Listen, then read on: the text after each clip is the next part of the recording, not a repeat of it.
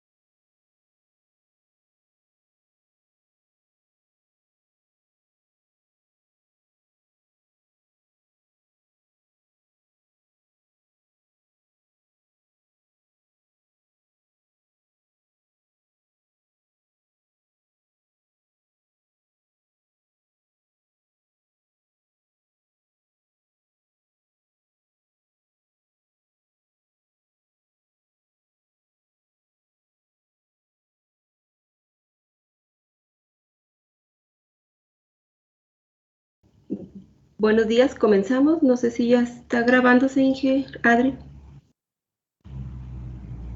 Lo ponemos a grabar. Por Sí, háganlo ustedes para no manipular aquí. Sí, aquí está ya. Bueno, respetando el tiempo de todos, vamos a iniciar el día de hoy. Buenos días tengan todos ustedes. El Tecnológico Nacional de México, Campus Chihuahua 2, les da la más cordial bienvenida a esta conferencia que se desarrolla dentro del marco de la Semana Académica 2021, la cual es un punto de encuentro de estudiantes, maestros, investigadores y público en general para compartir conocimiento y temas de actualidad de las diferentes áreas académicas de la institución. Esta mañana contamos con la presencia en línea de autoridades, estudiantes, personal docente, personal administrativo y de apoyo del Tecnológico Nacional de México de diferentes planteles de la República Mexicana, así como también del público en general, ya de que manera simultánea transmitimos a través de nuestras redes sociales por Facebook Live y YouTube. A todos ustedes, a nombre de nuestra directora del Campus Chihuahua 2, la doctora Luisa Yolanda Quiñones Montenegro, les damos la más cordial bienvenida a este tan importante evento. Asimismo, también le damos la bienvenida al doctor Renzo Eduardo Herrera Mendoza, quien es nuestro invitado especial el día de hoy. Renzo, como todos lo conocemos, estudió Ingeniería Industrial en el Instituto Tecnológico de Chihuahua 2 En el año 2007 obtiene su grado de maestro de Dirección de Operaciones en el mismo instituto y en el 2014 obtiene el grado de maestro en Administración en el TEC de Monterrey, Campus Chihuahua II, y en el año 2012 obtiene el grado de doctor en Administración Pública por el Instituto Internacional del Derecho y del Estado en Campus Chihuahua. Como empresario ofrece pláticas, conferencias y talleres en temas de desarrollo humano enfocados a la psicología positiva, así como sesiones de coaching en el manejo de emociones, coaching académico y coaching empresarial. Actualmente se desempeña como docente investigador de tiempo completo y es parte de la coordinación del programa de doctorado en Ciencias de la Educación en el Centro de Investigación y Docencia de los Servicios Educativos del Estado de Chihuahua. Como docente, ha trabajado en 11 modelos diferentes. Entre ellos destacan Centro de Investigación o Docencia de los Servicios Educativos del Estado de Chihuahua, Facultad de Medicina y Ciencias Biomédicas de la Universidad Autónoma de Chihuahua, Unidad Corporativa de la empresa Cisco, Universidad Tecnológica de Chihuahua Sur. Es miembro activo del Colegio Nacional de Ingenieros Industriales Sección Chihuahua AC, del cual fue presidente, y del Colegio Nacional de Ingenieros Industriales Sección Chihuahua AC. El día de hoy, el Dr. Renzo viene a compartir con nosotros su conferencia, El ingeniero en los modelos de negocios como facilitador para la innovación y el desarrollo de las empresas.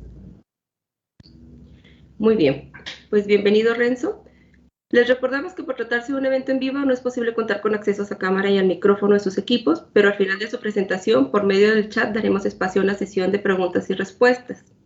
Adelante, doctor, cuenta con un tiempo de 45 minutos para la conferencia y posteriormente tendremos nuestra sesión de preguntas y respuestas. Bienvenido, Renzo. Es todo tuyo el micrófono. Muchas gracias, buenos días. Nomás dime si me escucho. Sí, perfecto, Renzo. Perfecto. ¿Te ves muy bien también ahí? ¿Estás en cámara? Perfecto, déjame para compartir la pantalla. Sí. ¿Cómo se le hace? Enseguida del micrófono hay una flechita hacia arriba. Ajá. Le das ahí y luego ya vas a seleccionar ventana. Ok, ventana. O pantalla completa. O pantalla. Ya. Sí. Ahí se ve. Sí. Perfecto.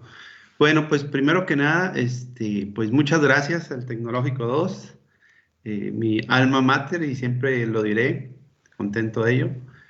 ¿Sí se está proyectando bien? Creo que se movió. Aquí. Sí, agradecido con la doctora Luisa Yolanda Quiñones Montenegro, que representa la institución, y a la maestra Gallardo Martínez, jefa del Departamento de Sistemas y Cómputo, por esta invitación. Bien, para mí me da mucho gusto poderles compartir este tema que me es muy interesante. Por ahí lo mencionaba en mi currículum.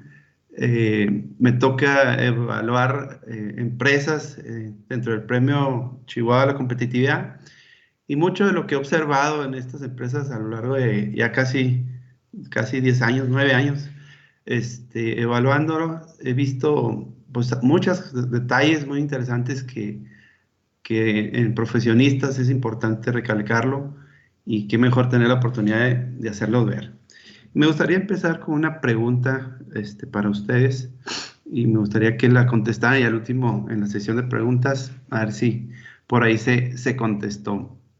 ¿Qué entiendes tú por ser facilitador? ¿No? Es la gran pregunta de esta plática. Y empezar un poquito con teoría. Esta parte me es muy interesante porque es de algo, ahorita el mundo requiere de gente habilidosa y muy práctica, ¿no? Entonces hablemos de lo que es el pragmatismo. Y tiene sus orígenes en Estados Unidos, bueno, una parte en Estados Unidos, ¿sí? Con un club llamado Metafísica de Cambridge, con algunos autores como Charles Sanders Peirce y algunos otros autores. También otro corte del ámbito de Europa, el empirismo británico, que habla de la experiencia en el conocimiento y en el análisis de las creencias como íntimamente unidas a la acción. Por otro lado, está la parte filosófica, también europea, de Kant y de Hegel, ciertas ideas muy románticas de estas cuestiones pragmáticas que sostienen a la razón, que es práctica al expandir y enriquecer la experiencia humana. Es decir, todo lo que nosotros vivimos y acumulamos, de alguna manera se transforma en conocimiento, para bien o para mal, ¿no?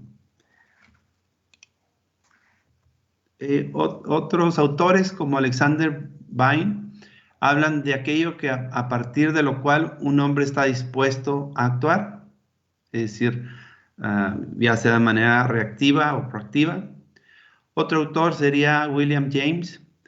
Él habla de un nuevo nombre para viejas maneras de pensar, es decir, nomás es ponerle un tecnicismo, pero sigue uno conservando los aprendizajes del pasado. Pero también habla de que él retoma este pragmatismo de una palabra griega que es la pragma, que significa acción, y entonces lo convierte como algo práctico, ¿no? Sin embargo, autores como Charles Sanders Peirce, que es uno de los más fuertes en estos temas, o iniciadores de estos temas, habla de que la máxima pragmática, por sus frutos los conocerás, es decir, tu experiencia hablará por ti mismo, ¿no? Y un poquito profundizando, este mismo autor habla de esa corriente alemana del Kant, muy directo de Kant, habla de una palabra alemana que es pragmatic, que lo distingue como pragmatics, y en cierta forma habla de lo experimental, y que esa experiencia o ese experimento te da experiencia. Pero también habla de que esta palabra practice sí la ve como algo práctico, pero que lo enfoca a la acción, y que esa acción tiene un fin en sí mismo. En consecuencia, haría referencia a ese ámbito del pensamiento en el que ninguna mente de índole experimental puede estar segura de pisar terreno firme. Es decir, por más experiencia que tengas, pues es desde tu perspectiva y desde tu creencia. Entonces, no necesariamente lo que tú crees y lo que hayas vivido es la realidad para los demás, ¿sí? Por otro lado, habla de un frente de lo práctico, de este pragmatismo, y este autor habla de la conducta del hombre. Recordémonos que Alemania es uno de los pioneros en desarrollar mucho el pensamiento, la conducta humana. Entonces habla de la clasificación del pensamiento racional, ¿sí? Y de ahí, digamos, que parte esta idea de la temática, ¿no? Pero si bien Estados Unidos enfoca mucho esto del pragmatismo, pero lo glorifica como una acción para la acción y el individualismo. Estados Unidos siempre se ha abocado a desarrollar desde lo individual y hacer ver a un enfoque del primero es el mejor y ya los demás pues son el segundo para abajo y no cuentan, ¿no? Entonces esa idea pues la revientan algunos autores, ¿sí? Para no hacerla tan larga, la idea es que esto del pragmatismo puede verse tanto como una conversación que no ha cesado, en lo que a veces hay voces diferentes e incluso disonantes, y puede conducir más allá de muchos debates estériles de la modernidad y la posmodernidad. La tradición pragmática no es una tradición honrada y embalsamada, sino que sigue viva. Es constantemente reinterpretada y proporciona nuevas fuentes de inspiración. Bueno, con todo esto que les acabo de decir, ¿a qué rayos vamos? Bien, un estudio que hace IMCO, que es el Instituto Mexicano de la Competitividad, y algunas otras organizaciones como Fundación FEMSA, hablan de trabajar sin dejar de vivir, ¿sí? Vivimos en un mundo en donde se habla de estar trabajando y estar, por ejemplo, ahora con la pandemia, no salimos de la casa, pero no dejamos de trabajar, y a veces más tiempo del que es la jornada laboral, ¿sí? Entonces, esta parte de llevar el trabajo a la casa, pues se ha vuelto también un poquito curioso, porque si bien interactúas con tu familia, no dejas de estar al pendiente del trabajo, ¿no? Entonces hablan de que hay políticas públicas en México que no favorecen que los trabajadores satisfagan sus necesidades personales sin poner en riesgo su empleo, ¿sí? Esto hace que estés demasiado dependiente del empleo y no estés viviendo una vida que debieras vivir naturalmente, ¿no? Y sin embargo, el trabajo formal no garantiza un balance entre vida y trabajo, ¿sí? Entonces, qué triste, ¿no? Por ahí, no sé si sus papás les han dicho a ustedes como estudiantes que estudien y que le echen ganas, porque si no, pues van a batallar más en la vida para conservar un trabajo, etcétera, ¿no? Y curiosamente, los que tenemos trabajo, pues no necesariamente es algo seguro, ¿no? Entonces, se vuelve también algo muy curioso.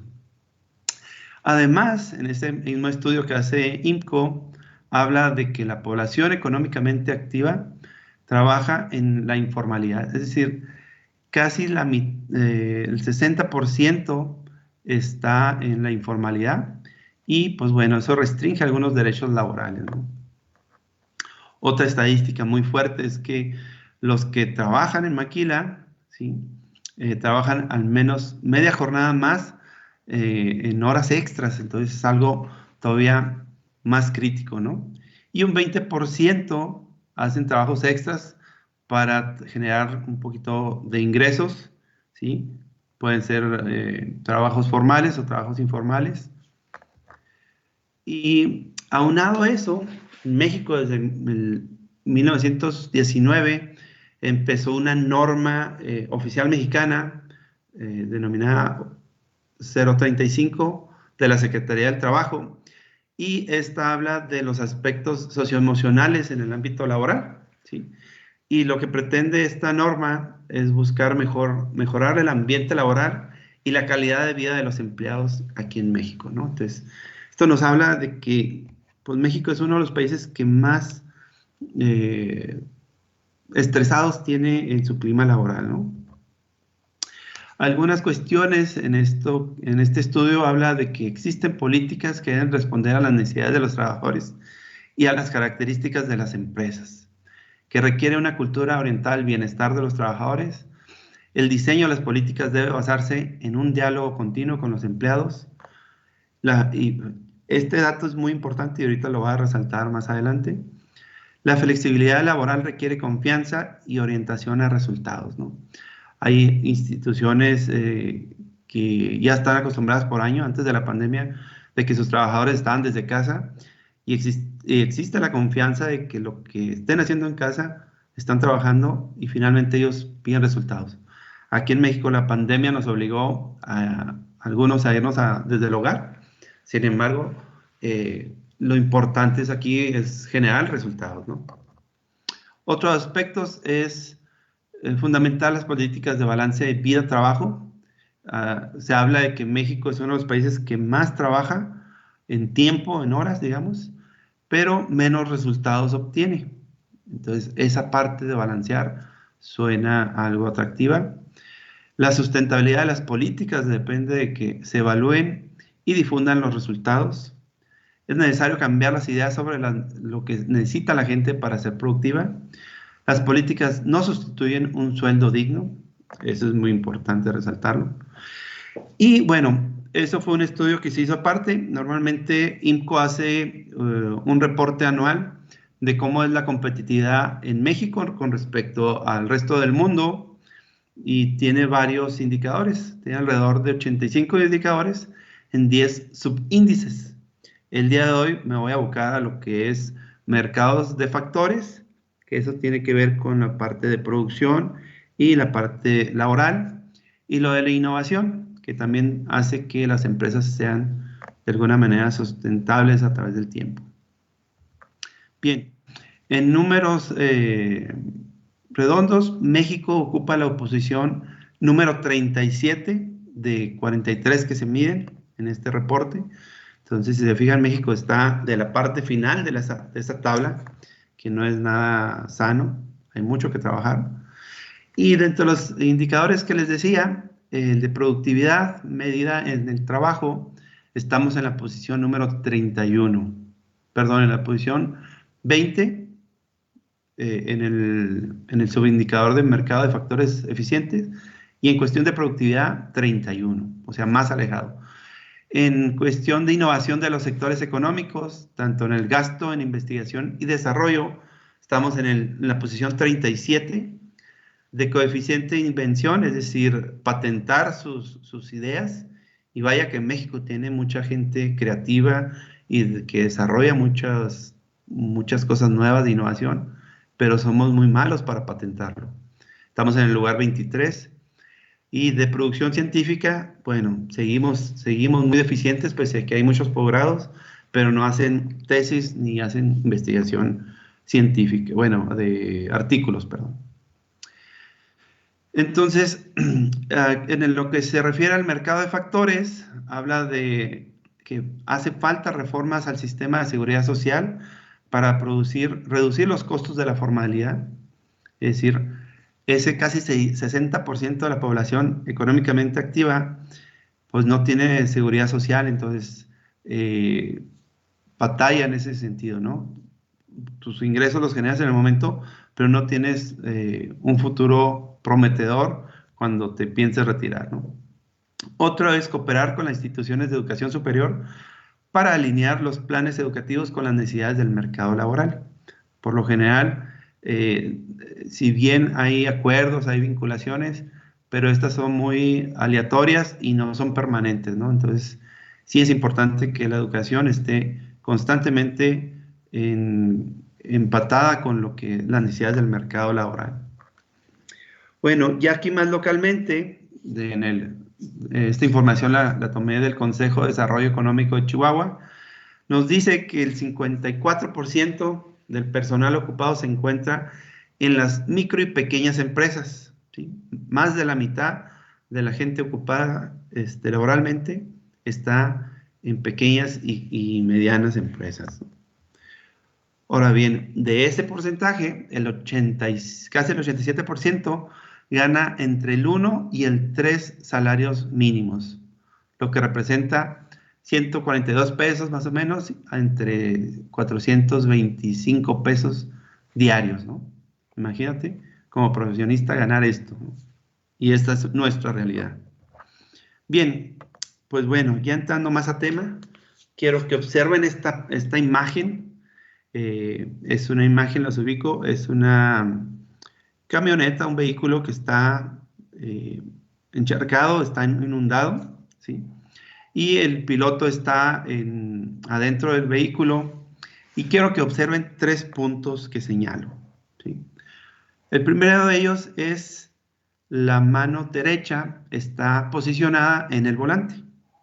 Aquí la cuestión es, la pregunta para ustedes es, ¿cuántas las veces que tú estás en una situación complicada o en un problema, tienes el control en tus manos o está en tus manos resolverlo, ¿sí? Ojo con eso, porque de eso trata la ponencia. Otro punto muy importante es en dónde está enfocada la mirada del chofer. Y si te fijas bien, pues aunque parece que está cerrado los ojos, pero las tiene hacia frente, ¿sí? Entonces, ¿cuántas veces que tú estás en una situación complicada o con un problema, tienes la vista puesta hacia eso, ¿no? Hacia resolverlo. O cuántas veces lo estás negando, ¿no? Que es el primer síntoma, negarlo. Y por último, el tercer punto, es la mano izquierda que está tomando un cigarro y que lo está fumando.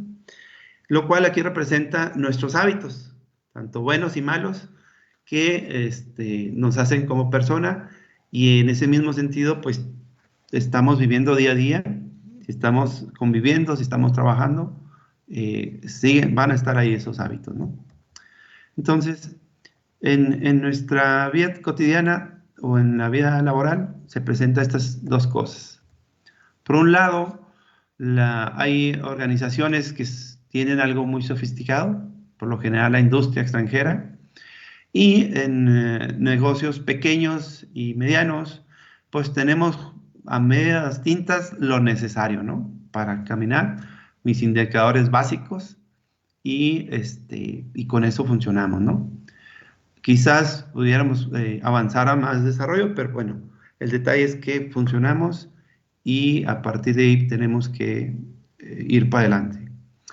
Entonces, como futuro profesionista, yo te pregunto, ¿qué capacidades tienes? Y te diré qué puedes lograr, ¿no?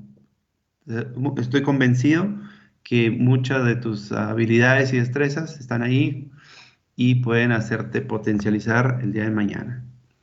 Bien, entonces tú estás ahorita en una carrera, estudiando una carrera, y eso te hace de alguna manera especialista o va a salir en cierto enfoque que te va a permitir aportar algo a cierta organización, o si quieres emprender algo, pues también te permite tener esa especialidad. Se supone que todas las instituciones educativas, pues bueno, forman un perfil de egresado en donde nos dicen que eres un solucionador de problemas con enfoque sistémico y sustentable en un entorno global. Es decir, eres un profesionista del mundo, no más para aquí, para la localidad. ¿Por qué? Porque ¿qué tal si entras a una empresa internacional? Entonces, pues ya entras al campo laboral internacional, ¿no? Lo quieras o no. Y esto te hace ver como el superhéroe de una organización, ¿no? ¿Será? Bueno, tú mismo te vas a ir viendo, dando cuenta si lo eres o si estás en proceso de, ¿no? Entonces, aquí lo importante es empezar a pensar, válgame la redundancia, en términos de ser competitivo en tu profesión, ¿no? En la especialidad que estás tratando de terminar. Y esto lo vas a ir logrando en función de tus objetivos, ¿no? Pero también está una competitividad del ámbito externo que te exige, de alguna manera, capacitarte y estar actualizado, ¿no? Entonces, si quieres estar permanentemente empleado, pues bueno, tienes que ocuparte no más de lo que te ofrece la empresa, sino tú mismo visualizarte como esa persona que puede potencializar más sus habilidades, ¿sí? Entonces, te muestro una línea del tiempo, ¿sí? En lo que va a ser tu realidad. Hasta ahorita ya llevas algún tiempo de formación, quizás vayas a terminar entre los 21 y 23 años, habrá quien tarde un poquito más, pero bueno. Pero en este país la ley te dice que tu jubilación o tu retiro es hasta los 65 años. Esto nos lleva o nos hace ver de que hay un trayecto entre 43, 45 años en los que vas a tener una vida laboral, ¿sí? Y bueno, inclusive si quieres seguir trabajando después de los 65, pues tú puedes seguirle, ¿no? Pero bueno, aquí la cuestión es, ¿qué vas a hacer tú en esos 43 años, ¿no? ¿Qué nivel de competencia, qué nivel de profesionista, qué calidad de profesionista vas a hacer? Si vas a estar en una empresa o si vas a poner una empresa, ¿sí? Procura de que lo que tú quieres para tu vida personal, ¿sí? Vaya con lo que la empresa en su misión y visión coincida con lo tuyo, ¿no? ¿Por qué? Porque si estás en algo que no te gusta, ni vas a aportarle a la empresa, ni te va a aportar nada a tu vida, ¿no? Y a veces lo haces por necesidad, pero eso es momentáneo. Entonces tienes que convertirte en alguien que ambicione algo en la organización. Y ahorita te voy a decir que preguntes cuando te entrevisten o cuando busques cambiarte de organización, ¿no?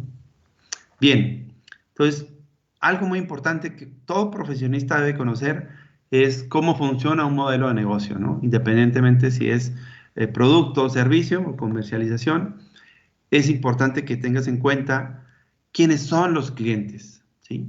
Y distingas qué tipo de clientes tienes. Cuánto te cuesta mantener un negocio, ¿no? Yo veo muchos emprendimientos de hijos de mis amigos y de conocidos y hablan de que sus hijos están haciendo panecitos y están vendiendo esto y están vendiendo aquello y luego van y los entregan, papá y mamá los lleva. Entonces, esos gastos de gasolina, tiempo, gas, etcétera, no los están midiendo y también cuestan como negocio, ¿no? Entonces, ahí merma la utilidad. Otro es, ¿cuál es tu fuente de ingreso, no?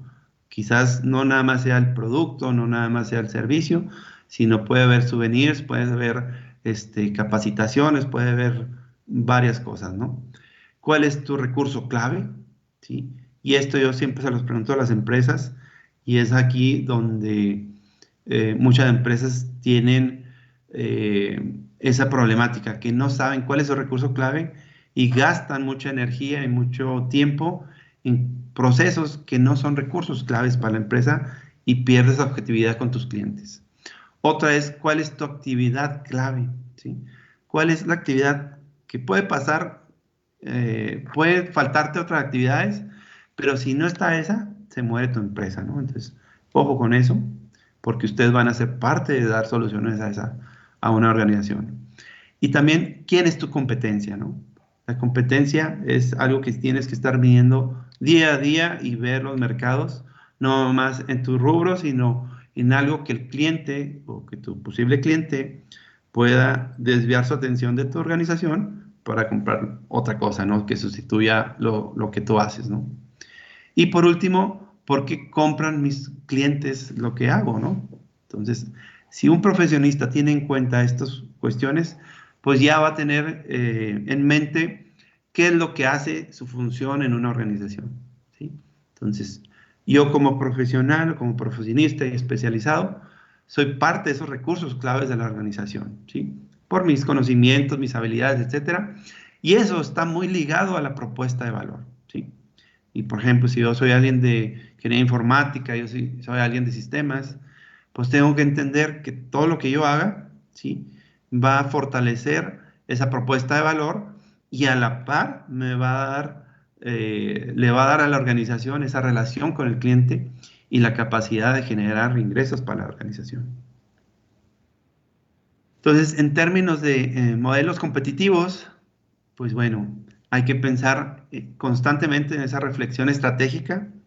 Me tocó una vez un caso de una organización que evalué, entrevistando al dueño del negocio, era un negocio pequeño, que estaba participando en el premio a la competitividad, y le pregunto, ¿me podrías mostrar tu reflexión estratégica?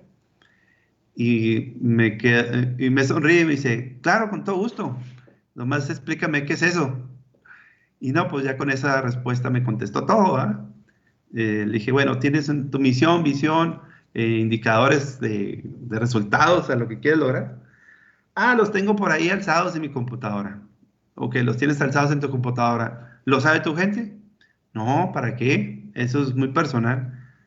Y eso es lo que no debemos hacer, ¿no? Debemos de que la organización conozca hacia dónde va, qué es lo que quiere hacer y qué resultados quiere obtener, ¿no? Entonces, de ahí depende mucho los resultados, qué tipo de clientes quieres traer, cuidar tus procesos, identificarlos, el capital humano en constante aprendizaje. Y algo que no se había hablado mucho en los modelos de negocio es la parte de administración del conocimiento, ¿no? Todas esas buenas y malas experiencias, ¿cómo las administras? ¿Cómo las visualizas en tu organización? Y aquí son claves las especialidades como sistemas o informática, porque son los que van a proporcionar esta parte, ¿no? Los que van a darle ese soporte a la organización para esas actividades clave, esos recursos claves, ¿no? Y esa interacción con el mismo cliente. La responsabilidad social empresarial es algo que se ha malentendido en todo el tiempo, ¿no? Por lo general, entendemos responsabilidad social como dar dádivas a la gente vulnerable, pero en términos empresariales es que no contamines con los productos, ¿sí? O con las envolturas o con los desechables de tu servicio o producto, que tu cliente sea bien atendido, ¿sí? Cuidar tu cartera vencida de tus clientes que tienen ahí deuda contigo. Entonces, crear mecanismos para ser solidarios y cuidar esos ingresos y esos estabilidad financiera, entre muchas cosas, ¿no? Y obviamente estar al pendiente de esos resultados, ¿sí? Cuando estoy platicando con ingenieros industriales que están en el área de calidad y producción, les digo, ¿qué tanto ustedes se fijan en cómo está cambiando el mercado, ¿sí? De los gustos y de las necesidades del cliente? Y dicen, no, pues eso ni cuenta me doy porque estoy ocupado en sacar los muestreos y que la calidad salga. Le digo, pues sí, pero en lo que tú estás ocupado en eso, ya cambió el mercado y ya tu producto que está en línea, pues ya no se va a vender. Así de sencillo, ¿no? Entonces, hay que estar al pendiente de un mundo global, ¿sí? Entonces, si tú te involucras y entiendes el modelo de negocio, entonces debes de saber este speech, ¿no? Cuando te preguntan en dónde trabajas, bueno, ¿para quién está dirigido tu negocio? ¿Sí? Debes de saberlo, así como platicando de dónde vamos a una fiesta el sábado, así debes de saberlo, ¿no? También qué desea o necesita el usuario, ¿no? O tu cliente, y tú sabes responderlo de manera de lo que hace tu empresa. ¿Qué se le ofrece al cliente con los servicios o productos que das? ¿Cuál es la solución que le proporciona a esos usuarios o a ese cliente? ¿En qué se diferencia de los competidores? ¿Sí? Porque dices, no, hombre, si está mejor esta otra marca, o está mejor otra empresa, ¿no? Sí, pero esa empresa no te da este mantenimiento, sí es, pero esa empresa no te da esto, ellos nomás te dan hasta cierto rango, etcétera, etcétera. Entonces, cuando tú conoces esas habilidades y debilidades de tus competidores, bueno, entonces ahí vas por muy buen camino, ¿no? Otra es las ventajas competitivas que tiene la empresa con los otros competidores, ¿no? Entonces, ese diferencial de por qué te compran a ti o te consumen a ti. Y por último, dar evidencias o testimonios de que sí funciona y lo que hacen ustedes es bueno y que por eso está esa empresa y por eso están siendo competitivos o van en camino de, ¿no? Por otro lado, la Secretaría del Trabajo y Previsión Social te hace ver, te da rumbos, digamos, para que tengas idea de cómo debe de trabajar tu personal o tu capacidad clave en tu mente de obra, ¿sí? Por un lado, pues están los conocimientos técnicos específicos de su área. Por otro lado, es importante la gestión del conocimiento, ¿no? Es decir, no me interesa nada más que sea especialista, sino que qué hace con ese conocimiento, ¿no? Y que no me diga o no se espere a ver si yo le pregunto como dueño de negocio, como gerente, sino que él esté aportando algo a la organización. Y en ese sentido, pues están las habilidades, ¿sí? Tanto esa capacidad de análisis y solución de problemas, que sepa comunicarse y comunicación asertiva y escucha, una escucha activa, es parte de la comunicación. Ese liderazgo colaborativo, ¿sí? ¿Por qué? Porque como profesionista te vas a estar involucrando en cuestiones de equipo, ¿no? Por otro lado, la toma de decisiones, ¿no? ¿En qué te basas para las decisiones y el trabajo en equipo? Y en cuestión de actitud, que es algo de lo que más valoran todas las organizaciones, es la identificación de cómo te integras a la empresa, ¿no? La parte ética y el respeto a la diversidad y participación incluyente, ¿sí? Entonces, ¿qué espera una organización de tu parte como profesionista? Pues que te estés enfocando a lo que es la misión de la organización, que ayudes y contribuyes con lo que haces a esa visión que espera hacer la organización, que te enfoques al cliente, ¿no? No por el hecho de que no estés directamente con el cliente, no tengas en mente quién es el cliente, ¿no?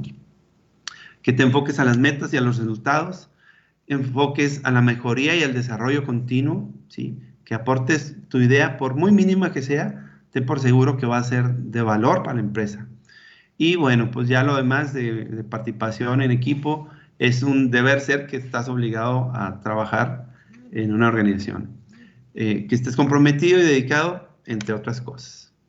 Bien, entonces aquí está el corazón de esta ponencia, ¿no?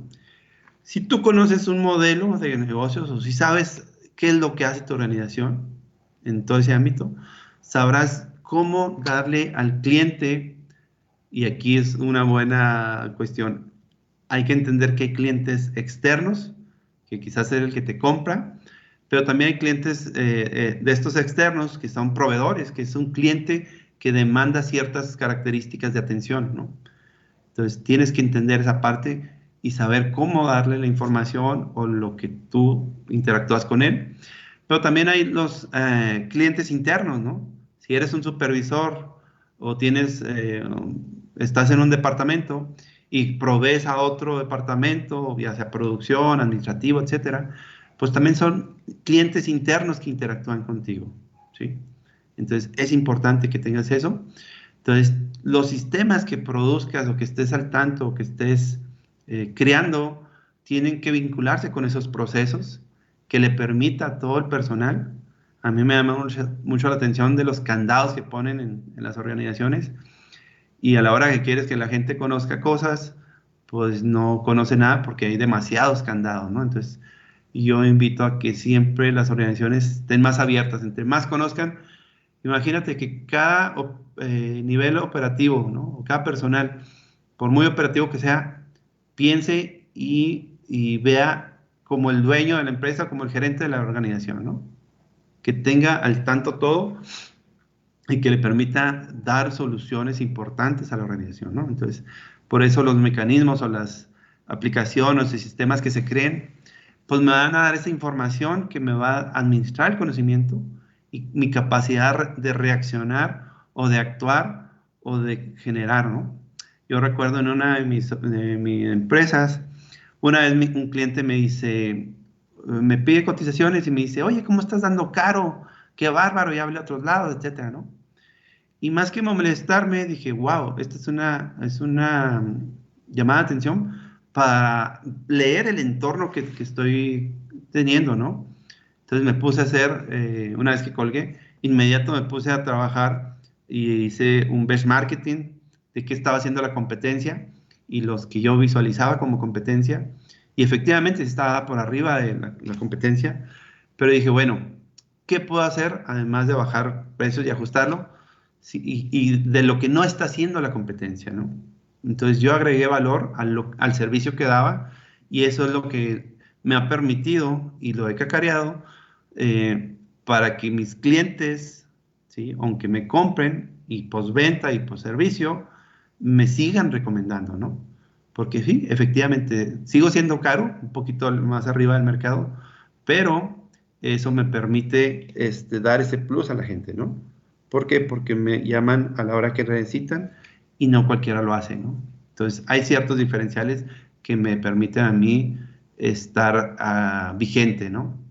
Entonces, me doy cuenta de esas actividades clave que son importantes y las atiendo con cuidado, ¿sí? Entiendo el conocimiento del entorno. Entonces, todo esto, si yo lo logro capitalizar en un sistema o en información que sea accesible para mí y para los colaboradores, pues bueno, eso es mi aportación como profesionista, ¿sí? Y que al final del día va a dar resultados a la organización, que finalmente es lo que busca la organización, ¿no?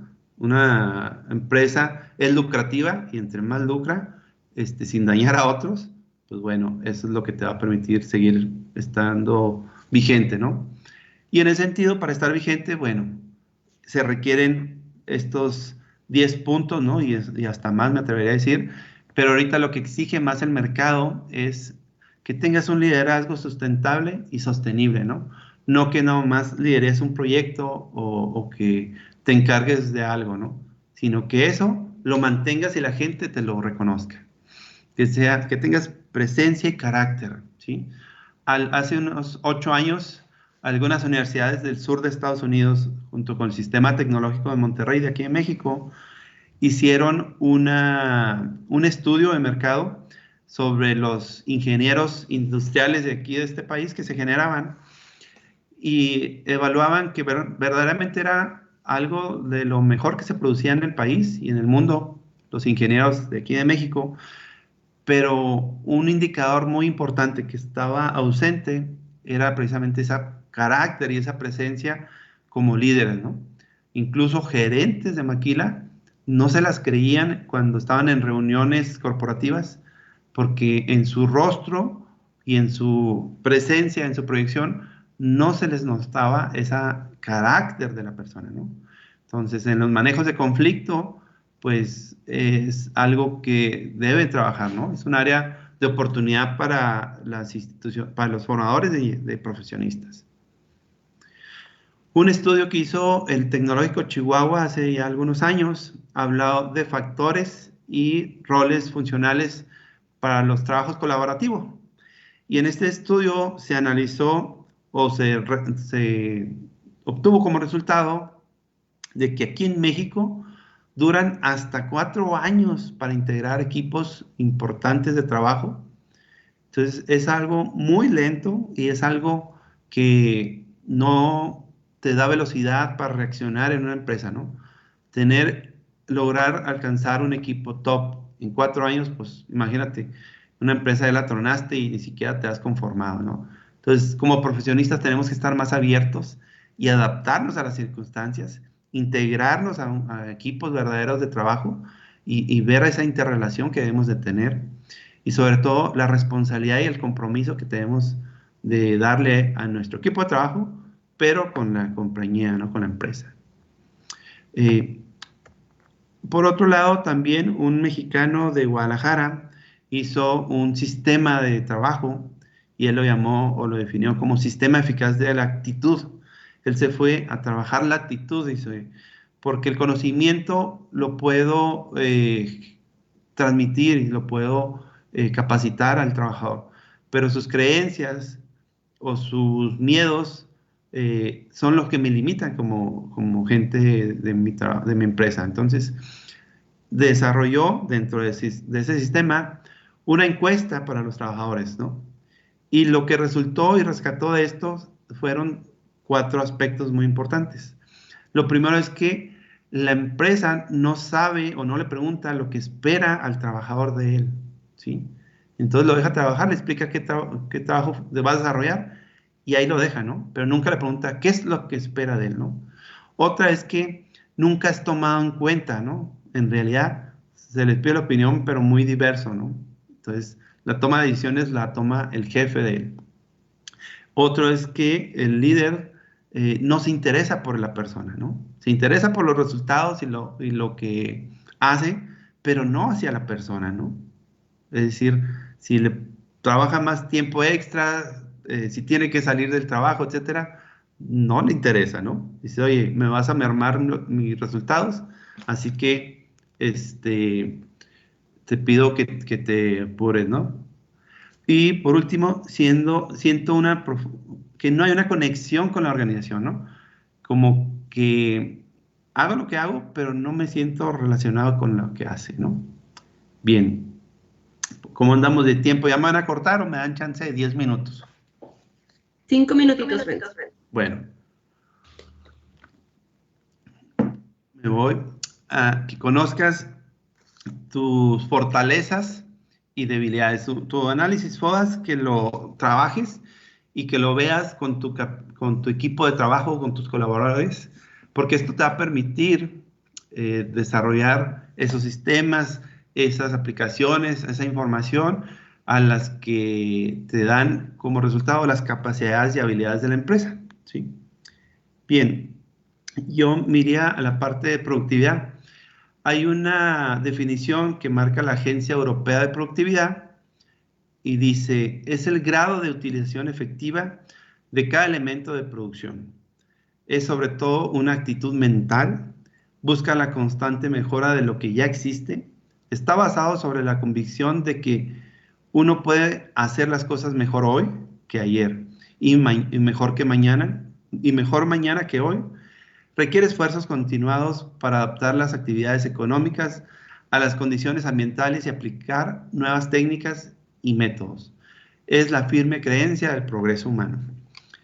¿A qué voy con esta definición? Si se fijan, es una definición donde está considerada a la persona como persona y que es parte de la organización que le ayuda a pensar y crecer y madurar, ¿no? Pero sin dejar al lado el progreso humano, ¿no? Entonces, programas de la Organización Internacional del Trabajo, como el programa SIMAPRO, que significa Sistema Integral de Medición y Avance de Productividad, nos habla de que esas cuestiones intangibles, donde se habla de actitud, de la cultura de la persona, de la adaptación al cambio, del progreso mismo de la persona, ¿sí? Nos van a dar esos intangibles que esperan las organizaciones, ¿no? Entonces, pensar en las personas, pensar en lo que hacen y sienten es fundamental para ser productivos, ¿no? Entonces, uno de los indicadores principales es el compromiso y la motivación que tiene el trabajador para dar resultados a una empresa, ¿sí? Entonces, hay muchas cuestiones que te impiden y limitan y que escapan a lo que haces y sabes. Y en un mundo cambiante y en un mundo globalizado y competitivo, pues tú tienes que ser parte de la solución y no parte del problema, ¿no? Entonces, para eso estás ahí, para eso vas a aportar información y capacidades, ¿sí? Entonces, a eso se refiere qué es lo que entendemos por solución de problemas y toma de decisiones, ¿no? Entonces, esos problemas a resolver se vuelve una comunidad de aprendizaje dentro de la organización cuando hay esa interacción y esa participación y ese compromiso. Y cuando te involucras, por un lado, te permite hacer un desarrollo personal, pero por otro lado también te da una retribución a la organización. Entonces, como las empresas pequeñas y medianas no tienen esa capacidad de tener un departamento de investigación y desarrollo para mejoras, pues no te queda otra más que involucrarte con el equipo que son y que finalmente te retribuyas a la organización esa parte, ¿no? Me voy por último a un ejemplo de una persona que en lo personal considero exitosa. Es un jugador de fútbol americano que juega la posición de quarterback en la NFL, en el fútbol americano, y esta persona lleva técnicamente 22 años jugando y ha llegado a 10 campeonatos, ha ganado 7, va por su octavo. Y un periodista le pregunta en su último logro, que fue el año pasado, le dice, ¿cómo una persona logra ser competitiva todo el tiempo, no? O sea, de sus 20 años o 21 años de trabajo, la mitad estuvo en un campeonato. Y la cuarta parte estuvo peleando el campeonato, ¿sí? Entonces le contesta, pues lo único que es creer en ti, ¿sí? Y este periodista le dice, pero es que no puede ser nomás creer en ti, o sea, debe haber algo más. Efectivamente, tienes que creer en tus compañeros, no estás solo, puedes llegar lejos, pero tienes que estar con tu gente, con tu equipo. Y además, hay que seguir en el juego, ¿no? Tienes que estar trabajando, tienes que ser competitivo, tienes que prepararte para ello, ¿no? Y por último, enfócate en una cosa a la vez. No te disperses porque después vas a quedar mal con todo, ¿no? Bien, ¿quieres resultados? Pues bueno, el talento tiene que ver con las capacidades, más ese compromiso y llevarlo a la acción para que te dé pues, los beneficios que andas buscando, ¿sí? Les pongo un ejemplo de una empresa que ha permanecido en el tiempo. No sé si alguien ha escuchado hablar de Vitacilina y de su frase célebre que tiene, ¿sí? En el hogar como en la cocina, algo así, a qué buena medicina, ¿no? O Vitacilina, qué bueno. Y esto tiene que ver con branding, ¿no? Y es la mercadotecnia. A lo que voy es que como profesionista, ¿sí? Tienes que generar ese branding personal. Y esto se generó desde un concepto de mercadotecnia, pero yo te lo pongo a ti, ¿no? Si en estos momentos hubiera el mejor reclutador del mundo, ¿en qué lugar te reclutarían a ti? ¿Sí? ¿Qué es lo que estás sembrando tú? ¿Sí? Y si eso que estás sembrando no te gusta, pues bueno, también es momento de cambiar esa semilla. Te voy a dar 5 consejos claves. La primera es fortalece ese branding. No todo es lo que te da la escuela. Tienes que prepararte también por fuera, ¿sí? Tienes que crearte ese perfil idóneo. Ojo con lo que publicas en tus redes sociales. No más publiques pachangas, sino fortalece en dónde estás y qué haces, importante. ¿Sí? Capacítate. Hay esta página que es gratuito para capacitarte. Otra, pon un por qué y un para qué en tu mente, esa visión. Analiza una organización siempre que vayas a pedir empleo, ¿sí? Cuando te pregunten, ¿tienes alguna pregunta? Pregúntale esto a la organización, ¿no? ¿Cómo toma la empresa decisiones? ¿Cuántos procesos tienes? ¿Sí? ¿Cuáles son tus estrategias para avanzar y ser competitivo? ¿Qué sistemas de información manejas? ¿Sí? ¿Qué estructura tienes, ¿no? Si yo aspiro a crecer en esta empresa, ¿cuánto tiempo me puedo tardar a brincar ser gerente? No sé, cosas así. ¿Cuál es la cultura que hay en esta organización? 4, conoce el clúster en lo que está la empresa que vas a ir a trabajar, ¿sí? Y eso te permitirá visualizar cómo puedes aportar más cosas a esa organización. Y el rumbo de la organización, con todos estos factores que hay a nivel internacional, ahora con la pandemia, pues mucho más, ¿sí? Y recomendaciones, ¿no? Ve constantemente lo que publica la Secretaría del Trabajo, ahí está el Observatorio Laboral, está el Servicio Nacional de Empleo, que tiene muchas ofertas ahí, está la dirección el INEGI, tiene un Directorio Estadístico Nacional de Unidades Económicas, y ahí te permite visualizar hasta el mercado competitivo que hay respecto a las organizaciones. Están las cámaras empresariales para que te apoyes y te apalanques con ellos. En fin. Entonces, volviendo a la pregunta inicial, ¿qué entiendes por ser facilitador? Espero que te haya contestado esa pregunta, ¿no? Bien, pues sería por mi parte, ¿cómo le hago para salirme? En la misma flechita, nada más. Perfecto. ¿Ya me salí o no? Sí, ya. Perfecto. Bueno, Bien. hasta el momento tenemos una pregunta que es del casi ingeniero Luis George Treviso Chávez. Perfecto. Y dice así: ¿por qué no se ha apoyado a las pymes con reformas? Híjole, pues más que nada esa se la tendrías que preguntar a los diputados, ¿no? Creo que México se ha tardado en esa parte, inclusive hemos retrocedido, ¿no? En la administración de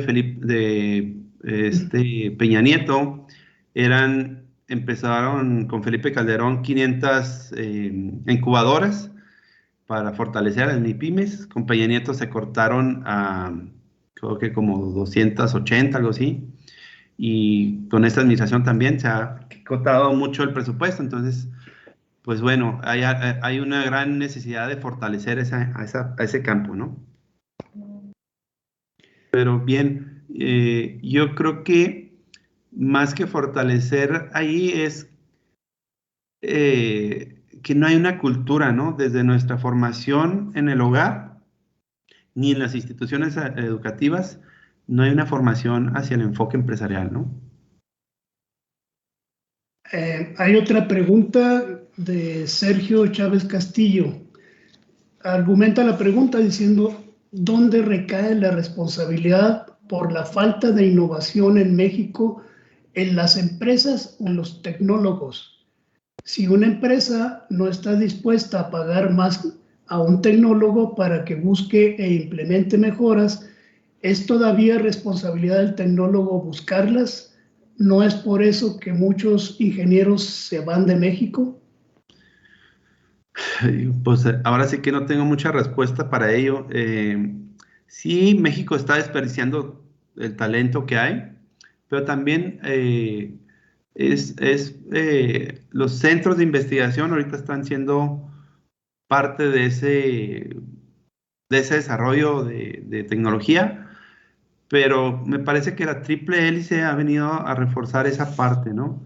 La triple hélice viene siendo que el gobierno da una aportación económica para que la empresa genere algún crecimiento y desarrolle algo a través de las instituciones educativas, porque es la parte de conocimiento y desarrollo e investigación. Entonces, esa triple S fortalece este campo de investigación y desarrollo, pero aún así va lento, ¿no? Yo creo que ahí también la responsabilidad es de las mismas cámaras, de ser más exigentes y fortalecer eso. Ahorita los indicadores que mostraba al principio, veíamos que en cuestión de desarrollo de tecnología o de investigación, estamos muy, muy bajos, ¿no? Es un área de oportunidad para el país. Por cuestiones de tiempo daríamos espacio a una sola pregunta más. Sí. Obviamente te transmito que José Sebastián López te felicita por una muy buena conferencia. Gracias. Luis agradece tu respuesta. Y hay una pregunta de